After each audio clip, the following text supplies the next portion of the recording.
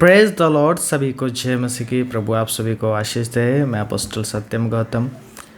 मेरे परमेश्वर के प्रिय लोगों, मैं आप सभी को एक न्यूज़ देना चाह रहा हूं, जो कि एक वीडियो हमारे पास निकल कर आई है। एक कथावाचक हैं अनिरुद्धाचार्य जी, जो कि कथा करते हैं और हमारे हिंदुस्तान में बहुत ही लोकप्रिय कथावाचक हैं। लेकिन अभी हाल में इनका एक इंटरव्यू हुआ और उस इंटरव्यू में इन्होंने कुछ ऐसी बातें बोली जो कि आज के समय में फिट नहीं बैठता है। क्योंकि आज ये जो देश है ये संविधान से चलता है, और संविधान में जितनी आरक्षण है, जितने कानून बनाए गए हैं, वो समाज को देखकर बनाए गए हैं, लोगों को देखकर बनाए गए हैं, सारे जातियों को देखकर बनाया गया है। तो लेकिन जितनी पुरानी परंपराएं थी संविधान से पहले, संविधान को लिखने से पहले, संविधान को लागू होने से पहले, जितनी पहले रूढ़िवादी परंपराएं थी और जितने पुरानी व्यवस्थाएं था, वो सब संविधान के आने के बाद बदल गया और लोगों को आरक्षण मिला, लोगों को हक मिला, लोगों को अधिकार मिला अपना जीवन जीने का। और बहुत सारे सताव से छोटी छोटी जातियां जो है बाहर निकला और शिक्षा में आगे बढ़ने लगा और नौकरी पाने लगा, जॉब पाने लगा, अच्छे अच्छे जगहों पे जाके बैठने लगा। लेकिन आज मैंने जब इनका वीडियो देखा, क्योंकि किसी ने मुझे ये वीडियो भेजा, मैंने जब देखा तो इनका कुछ जो स्टेटमेंट है वो आज के समय में फिट नहीं बैठता। इनका स्टेटमेंट क्या है, आइए हम वीडियो में देखते हैं। अनिरुद्धाचार्य जी, देखिए, एक चीज़ होती है वैज्ञानिक सोच। ठीक है। एक समय था प्राचीन समय में जब मनुष्य कपड़े भी नहीं पहनता था। धीरे धीरे करके हम इवॉल्व हुए। ठीक है। समाज बना, गांव बना, शहर बना, देश बना।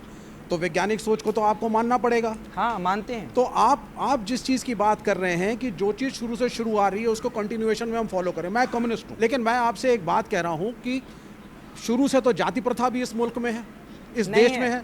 शुरू से जाति प्रथा नहीं है। मैं बता देता हूँ आपको, भगवत गीता में लिखा हुआ है वर्ण व्यवस्था है। क्या है उसको आपने समझा? सुनते जाइए आप पहले। महाभारत में सूतपुत्र कह के कर्ण का अपमान हुआ। मैं आपको अनेकों उदाहरण दे सकता हूँ जिसमें जाति व्यवस्था, जिसको आप सनातनी समाज कहते हैं, उसका शबरी का के बेर रही है। क्या आप ये चाहते हैं कि ये व्यवस्था रहे? आपके सवाल के दो हिस्से हैं। एक है कि हम पुरानी व्यवस्थाओं को क्यों माने, रूढ़िवादी व्यवस्था है, अब इनको ये कह रहे हैं पुरानी व्यवस्था क्यों माने। मैंने उदाहरण दिया कि जिस माँ ने जन्म दिया है, ये भी तो बरसों से चली आ रही है माँ की परंपरा, ये मेरी माँ है, क्यों माने। हर पुरानी परंपरा को आप नकार देंगे तो राम सेतु भी पुराना, उसे भी नकार दीजिए। राम का अस्तित्व लोग नकारते हैं, तो हर चीज़ नकार देने से तो कुछ ना बचेगी ना। फिर हम क्यों, हमने तो महात्मा गांधी को। तो मेरे प्रियो, अभी हम लोगों ने देखा कि अनिरुद्धाचार्य जी बोल रहे हैं पुरानी व्यवस्था को क्यों नहीं माने। पुरानी व्यवस्था क्या थी मेरे प्रियो, शायद आचार्य जी को पता होगा भी, क्योंकि पढ़े लिखे हैं, ऐसी कोई बात नहीं है। हमारे हिंदुस्तान में आज से बहुत साल पहले हमारे देश में रूढ़िवादी व्यवस्था थी, जिसमें कि छोटे जाति के लोगों को बहुत सताव होता था, उसका अधिकार उसको नहीं मिलता था, पानी पीने का भी अधिकार उसको नहीं मिलता था। वो अगर किसी मंदिर में चला जाए, किसी पूजा पाठ करने के लिए चला जाए, क्योंकि देखिए मैं भी उस जीवन को देखा हूँ, ऐसी कोई बात नहीं कि मैंने उस चीज़ को नहीं देखा, मैं कहीं बाहर से आया हूँ। मैं भी यहीं का हूँ, मैंने सब चीज़ अपनी आँखों से देखा है। और मंदिरों में घुसने की आज़ादी नहीं था। अगर कोई संस्कृत को सुन लिया जाए तो उसके कान में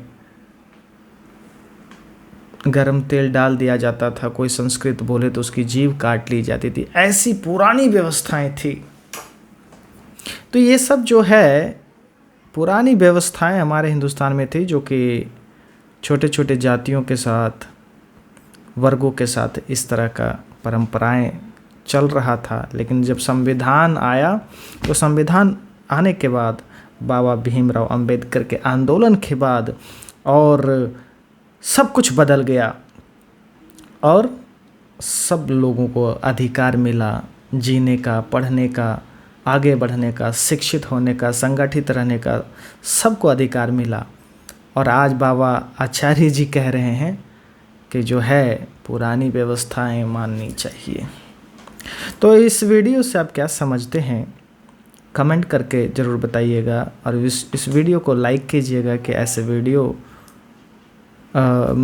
बनाने के लिए जो मुझे प्रेरणा मिलती है। तो आप इस वीडियो को ज़रूर लाइक करें और शेयर करें और सब्सक्राइब करें। सबको जय मसीह की। Praise the Lord.